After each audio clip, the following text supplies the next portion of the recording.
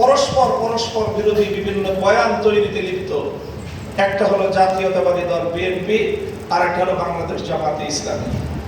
তারা পরস্পর একে অন্যের বিরুদ্ধে রাজনৈতিক বয়ান তৈরি করছে, অথচ অতীতে এক সময়ে তারা ঐক্যবদ্ধভাবে অনেক লড়াই করেছে, ফ্যাসিবাদের বিরুদ্ধে যুদ্ধ করেছে, একসঙ্গে ফাঁসির কাষ্ঠে ফাঁসির রশিতে তারা ঝুলেছে, একসঙ্গে গলা দরাদরি করে কারাগারের অন্ধকার প্রকোষ্ঠগুলোতে তারা দিনের পর দিন নয় বছরের পর বছর দিন গুজরান করে চোখের পানিতে বুক ভাসিয়েছে।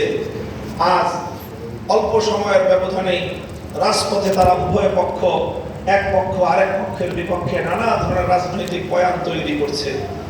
তারা রাজনৈতিক বয়ান তৈরি করবে, তাদের দায়িত্বে তারা করুক, তাদের দায়িত্বে তারা বলুক। আমরা যারা একটা ভারসাম্যপূর্ণ পথে চলতে চাই, আমাদের উচিত এবং কর্তব্য হবে আমরা আমাদের নিজেদের আদর্শ, নিজেদের বক্তব্য নিয়ে আমরা রাজনীতি করব। ঠিক, অন্যের ধার করা বক্তব্য দিয়ে, একজনের বয়ান দিয়ে আরেকজনকে ঘায়েল করবার এই ধরনের পরগাছার নীতি অবলম্বন আমাদের রাজনীতিতে হওয়াটা এটা আমাদের জন্য আত্মঘাতী হবে।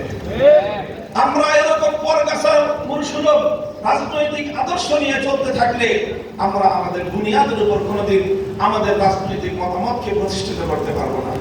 রাসূল সাল্লাল্লাহু আলাইহি ওয়াসাল্লামের একটি নীতি হলো আহাবিব হাবিবাকা হাওনাম্মা আসা আন ইয়াকুনা বাগীদাকা ইয়াওমাম্মা ওয়া আবগিদ বাগীদাকা হাওনাম্মা আসা আন ইয়াকুনা হাবিবাকা হাওনাম্মা। যখন পীড়িতের সময় এমন পীড়িত করেন তখন বলেন যে আমি আর অমুক এক মায়ের পেটের ভাই, আবার 2 দিন পরে যখন তার সঙ্গে শত্রুতা লাগে তখন মনে হয় যে সে জানের দুশমন। আবার আরেকজনের সঙ্গে দুশমনির সময় এমন দুশমনি করেন মনে হয় যে তার চেহারা দেখতে চান না। 2 দিন পরে যখন আবার ঐক্যের স্বার্থে রাজনীতির প্রয়োজনে ঐক্যবদ্ধ হন তখন আবার তওবা করেন। এই সকল বালখিল্যপনা আমরা বাংলাদেশে অন্তত আমাদের রাজনৈতিক নেতৃবৃন্দের কাছ থেকে আমরা দেখতে চাই না।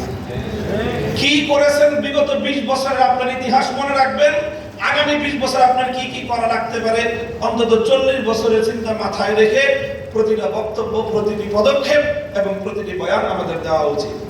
এমন বক্তব্য দেওয়া উচিত না যেটা আমার বিগত 20 বছরের কর্মের সঙ্গে সরাসরি সংঘাতমূলক হয়, আবার এমন কথাও বলা উচিত না যেটা আমাদের 10 বছর পরের কর্মকাণ্ডের সঙ্গে সরাসরি সাংঘর্ষিক হয়ে যেতে পারে।